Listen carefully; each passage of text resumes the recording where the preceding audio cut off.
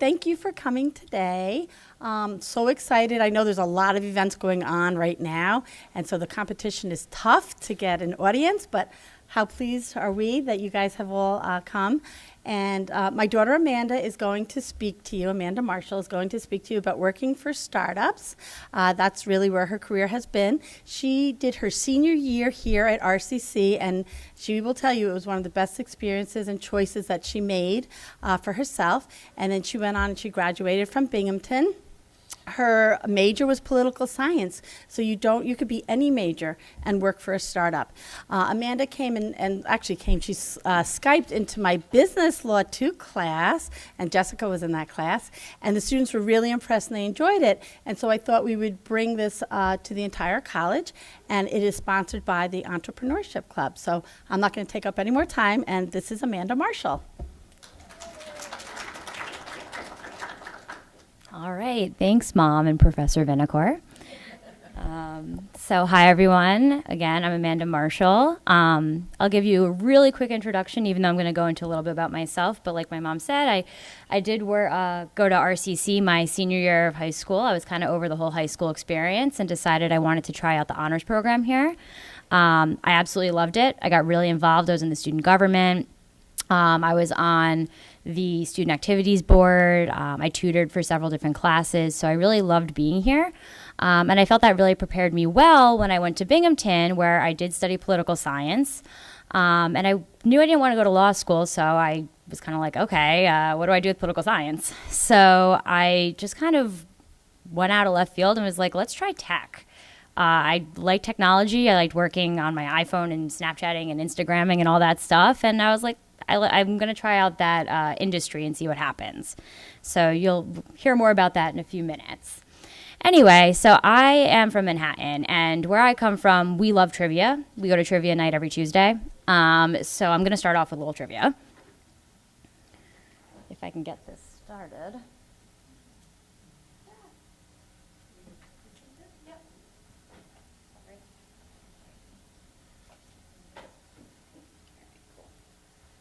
Starting off with some trivia, let's see if you guys are able to figure any of these out. So the first one I'm going to say is, who are these 4 individuals? Does anybody know who these people are?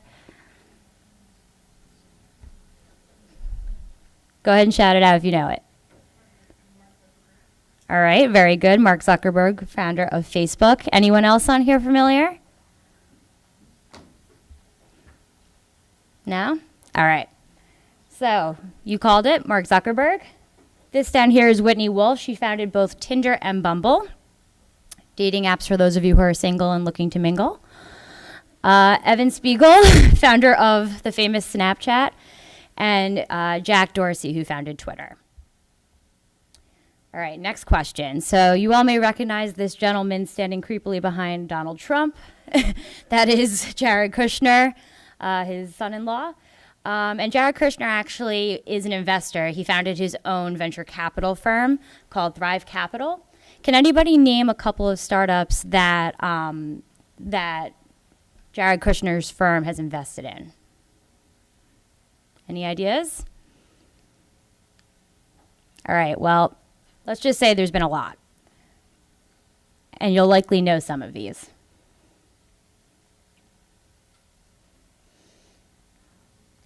So regardless of your political beliefs, he clearly has invested in some very successful and well-known startups, some of which you may have seen advertised locally on the New York City subway, on TV, a lot of different cool places. All right, last question. This is a 2-part question. Which celebrity rapper invested in what is now considered 2017's highest valued startup company? Say that again. Who was that?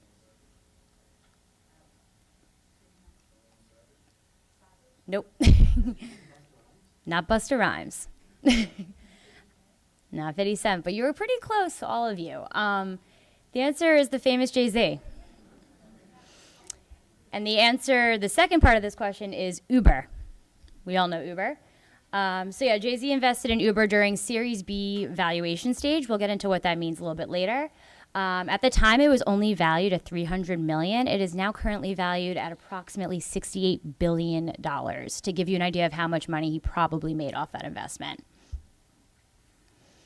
All right, cool. So who am I, besides this random girl standing up here? So like I mentioned, I am a former RCC honors student. I graduated from Binghamton.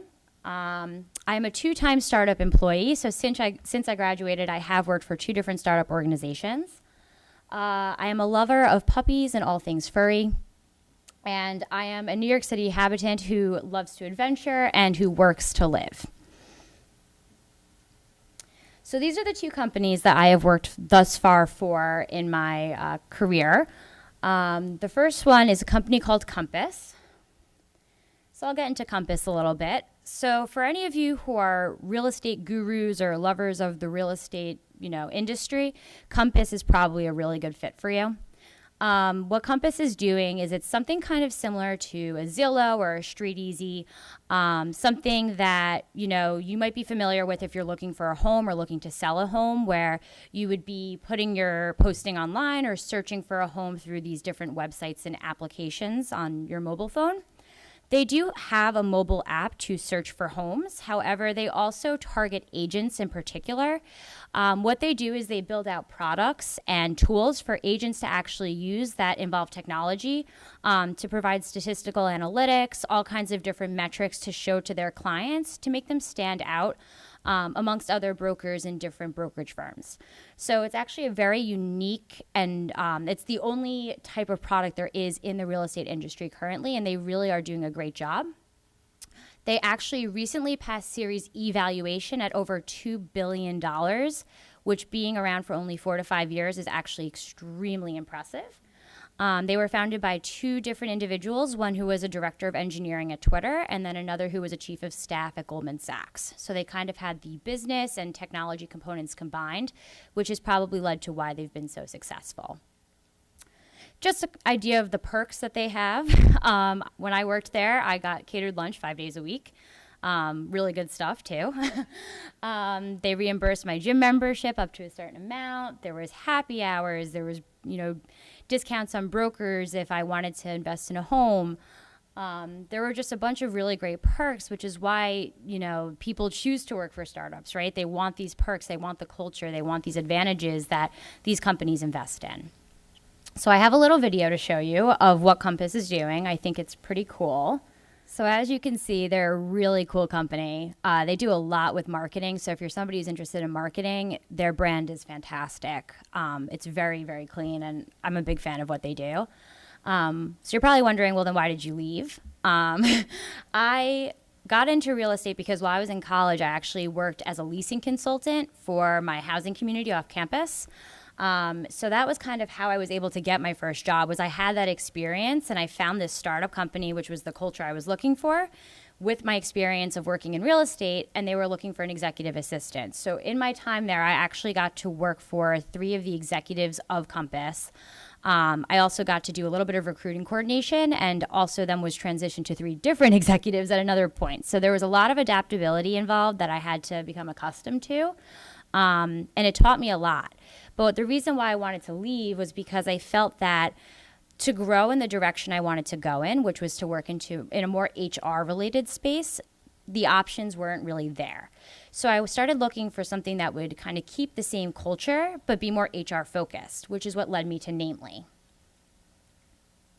If we can get there. Well, technology fails me again. 1 second.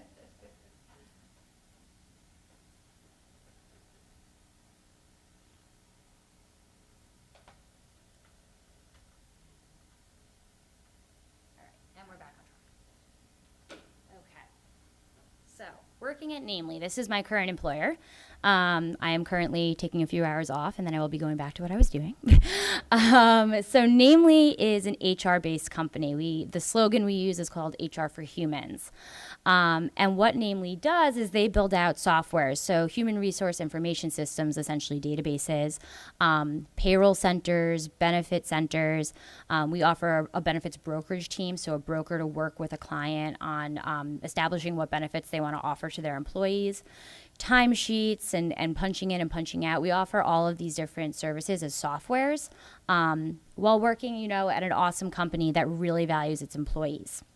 So what I actually do every day is I'm basically a support consultant. So what that means is I'm working with about 25 to 26 different clients. And I am helping them manage and, you know, customize their sites based on what it is that they're looking to do within their organization. So they'll call me up and say, you know, hey, Amanda, I'm looking to kick off a performance review with these type of metrics and these type of different settings with, you know, the manager and the employee. And what I have to do is take what they're saying to me, and I need to think about what our software is capable of and then be creative and replicate that for them, or at least come pretty close. And I really enjoy it. It allows me to be creative. It allows me to, you know, think on my feet, to do some research, which was a lot of part of what I studied was researching. And so it really allows me to kind of use various different key parts of what I studied in school and my experiences to really help my clients. So working at Namely is pretty awesome. We have unlimited time off for anything, which is pretty great. They do feed us pretty consistently, even though it's not technically catered lunch every day. There's always food everywhere. We have a fully stocked pantry and meeting leftovers and, you know, different events. And you can see that they really invest in the perks, but not just the perks, but also their culture. Namely, automatically gives equity shares to all of its employees, regardless of your status and your job level in the company. You get a certain amount year over year, and that really shows that they're not just investing in their employees, but they're investing in the future of their company and wanting to retain those employees, make them want to stay, see the company progress in IPO, and be able to cash in those equity shares.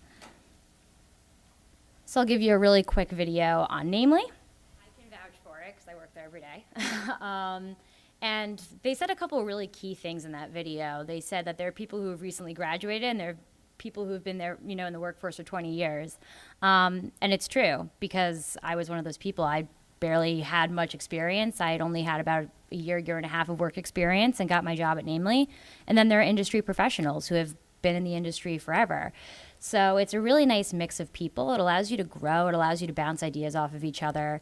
Obviously, you heard some other really great culture-based things like, you know, I can take time off. I don't have to worry about the security of my job if I need to be with my family. All very true at Namely. So definitely love working there. All right. So let's define what a startup is. Does anybody think that they can take a crack at what a startup is, just generally speaking? Anyone? Please don't make me stand here awkwardly. Okay. Well, Deborah says I need to define it. You can't. I'll be honest with you. If you look at what's up here, there's so many different definitions of a startup. And then if you look at the last one, perhaps the most precise definition of a startup is that there isn't one. It's the truth. I have done a lot of research. I have gone all over the internet. I've tried to figure out what the official definition of a startup is, and it's hard because there really isn't one. The best way to kind of define it, at least the way that I would explain it, would be something that is new, something that's disrupting an industry, causing a lot of competition, causing a lot of people to be interested and reach out and look for inquiries into it, something that is valuing its culture, and something that is still not sure and hasn't ironed out all of the processes, the vision, the values, and the goal of what they're trying to accomplish and the success that they're looking to achieve. So then, since we can't define what a startup is, how do you know when it's no longer a startup also? You really don't.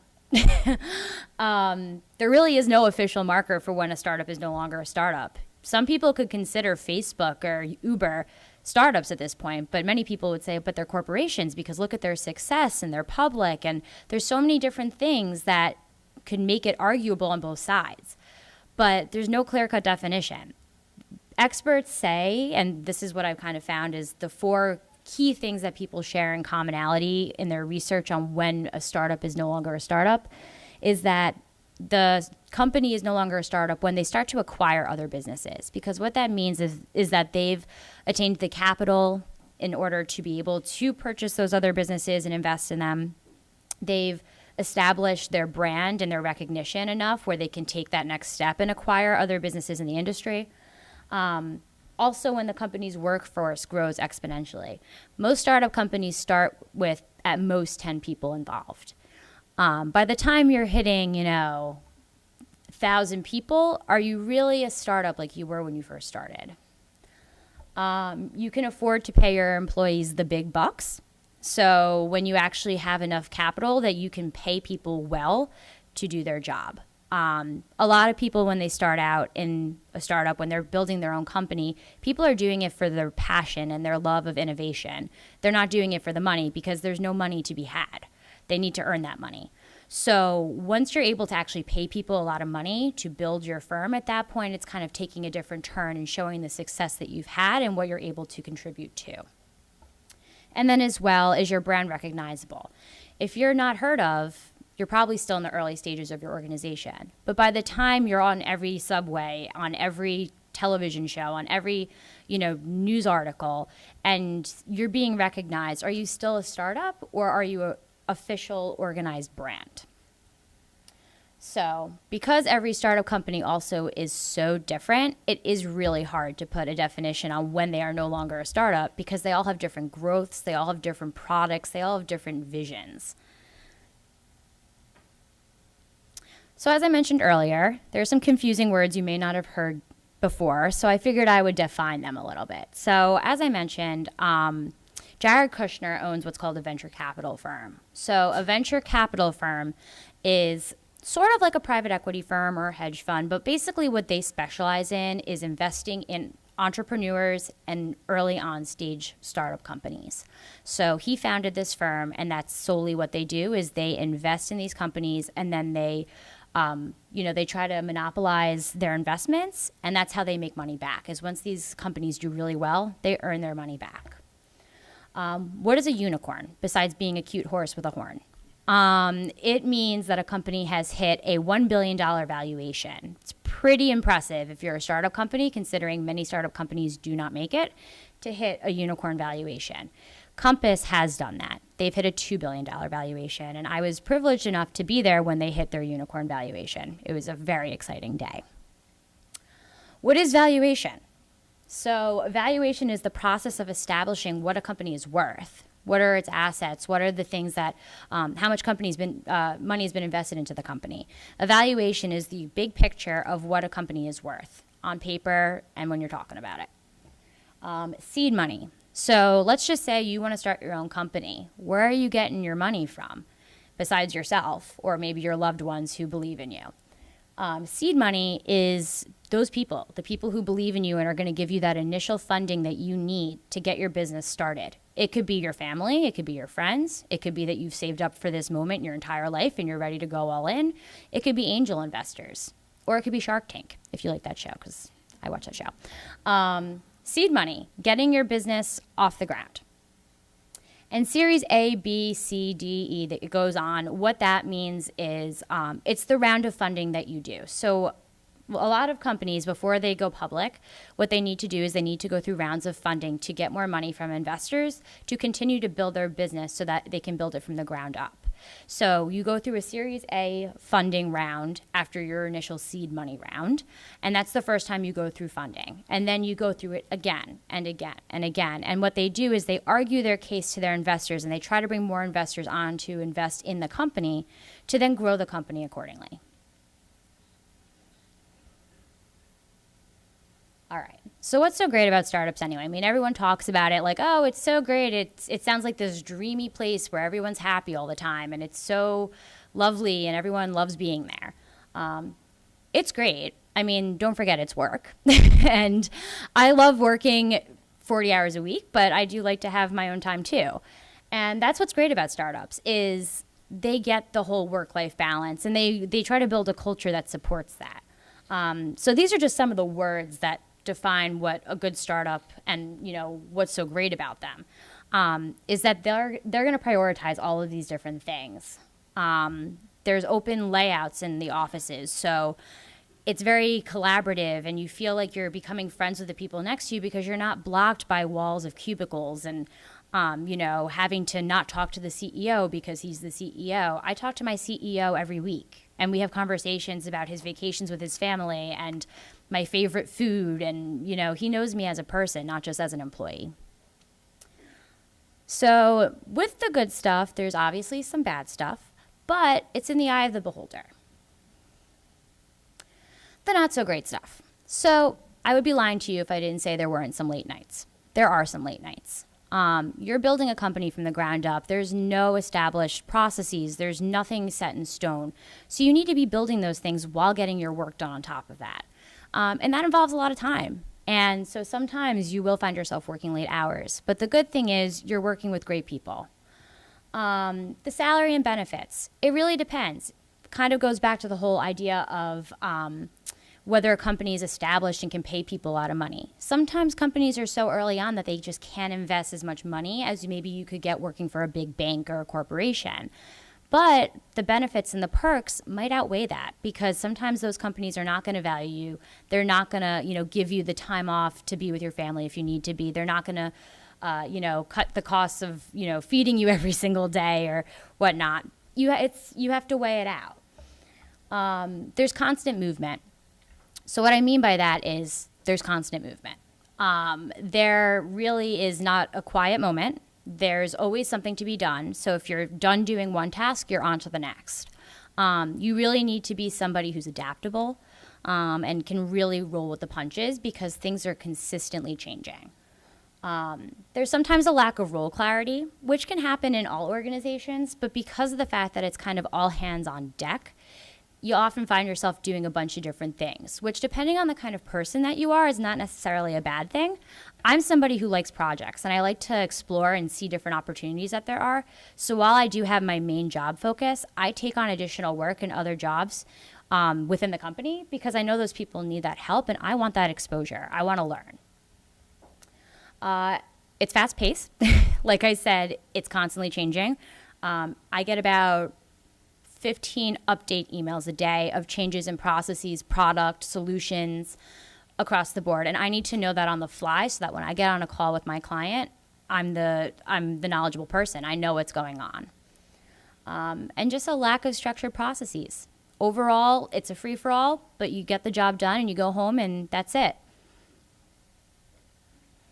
So all in all, obviously, working for a startup requires someone who's really entrepreneurial, who wants to hit the ground running, and who's willing to be adaptable, but embrace the crazy challenges that come your way. So can I find a compromise? So maybe I'm not somebody who's, super entrepreneurial and I want to build a company from the ground up, but maybe I'm not like a stuffy cubicle person either who wants to dress business formal every day. Is there a compromise? There is. If you do your research, which I've done a lot of, these are just some of the companies that are always ranked very high for being very corporate and established companies that really value their employees and offer great perks. For example, American Express, they offer, I believe, 6 months maternity leave and 3 months paternity leave. On top of parental leave, they offer daycare centers on site. They have all kinds of amazing perks because they care about their employees and they want them to really work hard and not have to worry about the craziness that is life. So if you're not a startup person, that's okay. You can still get a piece of your startup while working corporate. So are you the right fit? I've kind of covered this a little bit, but I'll reiterate on it. Are you adaptable? Are you somebody who can really roll with the punches? And I mean really roll with the punches. That's the one thing that I think more than anything else, you need to be able to just stay up to date with everything and just be okay with it, and be okay with doing something that isn't in your job description, or be okay with staying an extra hour late even when you were supposed to be at dinner. You might have to be a little bit late to your dinner. Just being ready to commit to a really great vision. Are you solutions driven? Are you somebody who really cares about finding an answer, about creating something or contributing your ideas to then provide better solutions in the long term? Are you collaborative? Are you somebody who likes to work with others? In a lot of startups, you're working in open layout spaces. So you're sitting right next to people 24/7, working alongside of them, asking them questions. There's no such thing as walls. I can go to my CEO and I can ask him a question in the middle of the day as long as he's not sitting in some important meeting, and he'll talk to me because that's just the environment that it is. Are you tech savvy? I would be lying to you if I said you don't have to know a single thing about a computer. You don't need to be an engineer. You can be. But you need to have a basic knowledge of certain programs, such as Google Suite, Microsoft Excel, PowerPoint, Word. That's the bare minimum. But anything else that you know on top of that is only an asset, and that'll help you get that job. Are you innovative? Are you somebody who is looking to be part of a vision? Somebody who wants to contribute? Somebody who's bored doing the same processes every single day because it's been established by that guy who did it, 20 years ago and it hasn't changed since. Are you trying to build on that? Maybe a startup would be right for you then. Are you a multitasker? Like I said, constant changing. Meanwhile, you're doing your job, you're helping other people, you're getting updates, your clients calling you and they're freaking out. There's a million things happening at once, and you need to be able to keep calm and do that with no problem. Are you open-minded? Sometimes things are not always going to go the way you want them to. Sometimes you're going to have to just accept things for the way that they are and provide your insight, and that's it.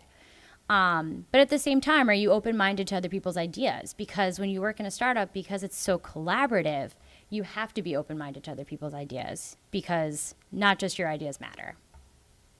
And are you social? Startups really put an emphasis on getting to know your coworkers. I've become very, very close with a lot of my coworkers. We spend a lot of time together, more than just your 40 hours a week. Going to happy hours, team events. We'll even hang out outside of the office because I just enjoy working with them. They're people who are like-minded, like me. They're driven. They want to work in this environment. They want to contribute to something with me. So I like them as people, not just as coworkers. And I'm very proud of myself. I made this bottom part myself. Just saying. Okay. So there's a position for everyone. As I said, I was a political science major. Most political science majors end up either in nonprofits or law school. They don't really necessarily end up in tech, but that doesn't mean you can't, because I did. You could be an engineer, obviously. You could go into finance within a startup company. You can go into marketing. You can go into social media. I mean, the options are endless. The big key is figuring out what it is you really want to do and then finding the startups that offer positions like that, because it will depend on the startup. Obviously, at Compass, they're not going to be offering a ton of HR related positions. And if you want to work in HR, you may be able to get like an internal HR position or whatever, but it's not going to be as many options and room for growth. Just kind of like, if you were to go to Namely and you wanted to do real estate, not much real estate opportunity. So you really got to find the startup that fits you and what you're looking to do with your background. So where are these places? Obviously, I live in New York, and I've worked for 2 startups, so New York is one of them. I used to work, when I worked at Compass, in an area that is now considered Silicon Alley. Obviously, you're probably familiar with Silicon Valley in California. And this area of New York, which is kind of like the Union Square, Chelsea, Flatiron area, is very up and coming for startups. So it's kind of gotten the nickname of Silicon Alley. So these are just the top startup places, but there are a lot of up and coming ones as well, including these.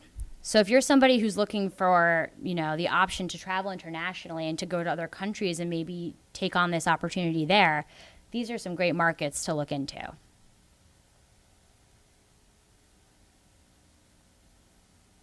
All right. So how do you search for these jobs besides their career website? Because sometimes they're not great, to be very honest. You can start by Googling. These are just some of the questions that I would recommend thinking about as you're Googling for different startup companies. This is what I did when I graduated college and I wanted to find my first job, and it's what I did when I wanted to find my second job. You figure out the things that you like, and you figure out the things that you don't like, and you look for your next organization to be a combination of those 2 things, not having the things you don't like and having the things you do like, and then a little bit of the unknown to figure out if you like it. So feel free to take down notes or whatever. But basically, these are all really important things to know. What stage of a startup are you looking for? Are you somebody who's looking for a 3-person company that just started? Are you looking for something like an Uber that's super established? Or something in between, like a Compass or a Namely? What size employees population are you looking for? Are you looking for something like Facebook that has thousands of employees, or are you looking, again, for a 3-person startup that's small and can allow you to get a lot of exposure? Just all of these different things, they can make a big difference in the organizations that you look at and the ones that you pick for your opportunities. All right, so then you get searching. These are just some really great search engines and resources that I always recommend to people. As I mentioned, I used to work as a part-time recruiting coordinator, and we would use LinkedIn frequently to find all of our candidates at Compass. I had a LinkedIn premium account. That was what we would do, and everybody's gravitating towards LinkedIn because that's like the new Facebook for networking. Indeed is great as well. And what's great about LinkedIn and Indeed is you can do something called Boolean searching, which I'll mention in my next slide. Glassdoor is great because you not only can find career opportunities, but you can learn about the companies themselves. And you can also see previous salaries that are listed in case you want to get an idea of the salary range of the position you're looking at, company reviews, pictures of the offices. Glassdoor is really robust. AngelList is great for people who are really looking to get into an early stage startup. This is where people who are looking for like the really small startup type of person, you can go here and there's a lot of opportunities there. You can look into each company, what the salary range is. You can filter by what your interest is.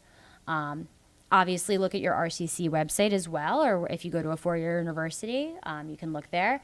And USA Jobs, I just kind of threw on there last minute. If you're looking to go into the government sector, but maybe in technology, that's where you would go for government sector jobs. And then these are just some great resources of places that you can search for information on startup companies and proper business etiquette and professionalism.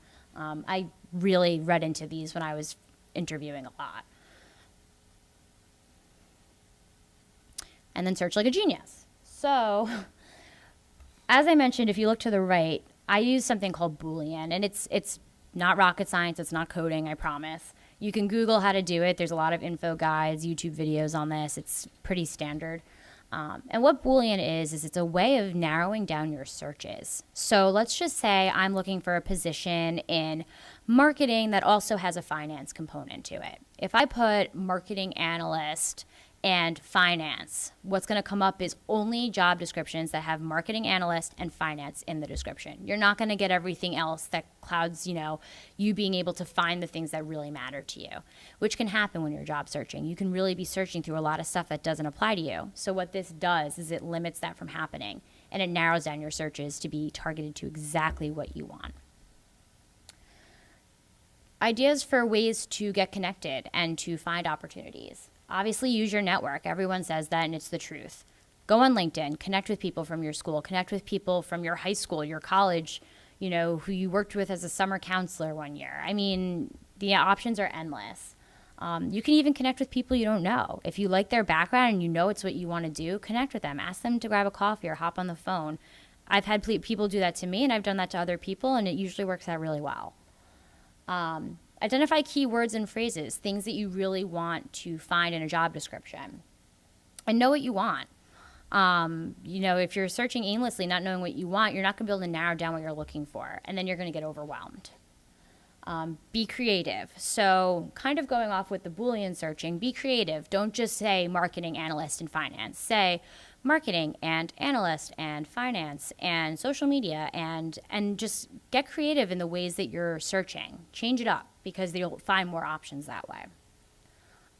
Like posts and articles on LinkedIn. I do this. I often find that the people I follow on LinkedIn post really interesting stuff.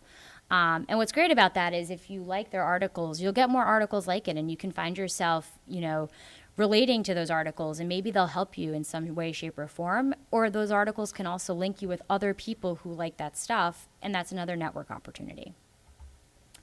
Attend professional networking events. So I volunteer every year for Binghamton University's career night, basically, in Manhattan. And it's when all the students are home for winter break. And basically what they do is they come and they network at an alumni networking event. We have about 300 to 400 alumni that come and represent their company, and these students come and they network and learn about our industries, try to get internship opportunities. It's a really awesome event. That's the kind of event you should be attending. Know the industry, so make yourself a genius and know what you're looking for and know the industry itself, because that'll help you identify also what you're looking for. Research leading companies. Obviously, you don't want to be ending up in a company that's failing. You want to know the ones that are doing well and their projected growth.